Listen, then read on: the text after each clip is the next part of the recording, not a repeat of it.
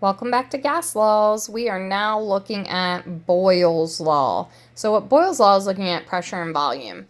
Pretty much what I need you to know about pressure and volume is that they are inversely related, which means when one variable goes up, the other one goes down.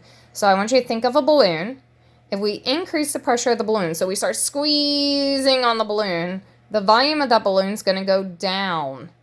Okay, so pressure went up, we increased the amount of pressure on the balloon, but the volume went down. That's what I mean by inverse.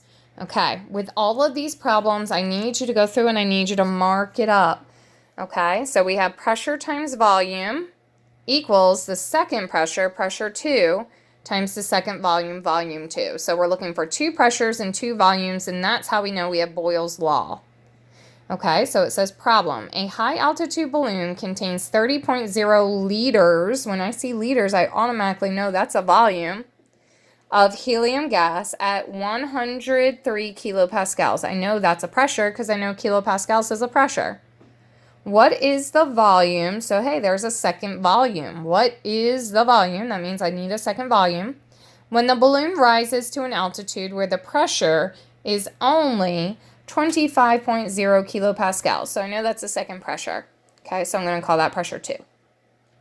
First of all, look what happened to the pressure. Guys, a lot of this is common sense to make sure your answer is in the right ballpark, that you mathematically did the right thing.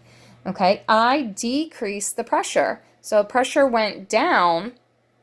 That means volume's going to go up, which means my volume 2 number should be bigger than my volume 1 number.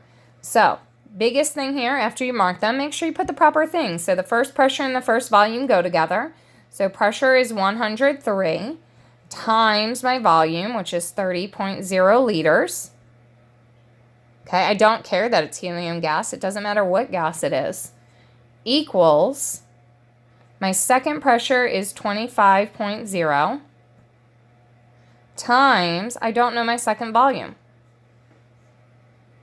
Okay. Hopefully all of you can tell me that what I need to do in order to solve this is I need to divide both sides by 25. Okay, so I'm going to divide both sides by 25.0, and that was kilopascals. I forgot to put the label up here. This one was also kilopascals. Okay, so divide this side by 25.0 kilopascals. Look what happens. The kilopascals cancel out. I'm left with volume 2 equals, use my calculator here, 103 times 30 divided by 25. That gives me 123.6 as my calculator answer. Okay, the only unit that's not crossed off right here is liters. All right, now I take a look for sig figs. Okay, 30.0 has 3 sig figs, 103 has 3 sig figs, 25.0 has 3 sig figs, which means this answer should end up having 3 sig figs. 124 liters. The biggest thing to be careful about here is make sure your units match. So your pressure units should match. They both are kilopascals, both atmospheres, both millimeters of mercury, whatever it is, they just have to match. And your volume units should match. Okay, so liters should match liters. You can have milliliters, that's acceptable. Okay, just make sure they match before solving the problem. All right, hope that helps. Have a great day.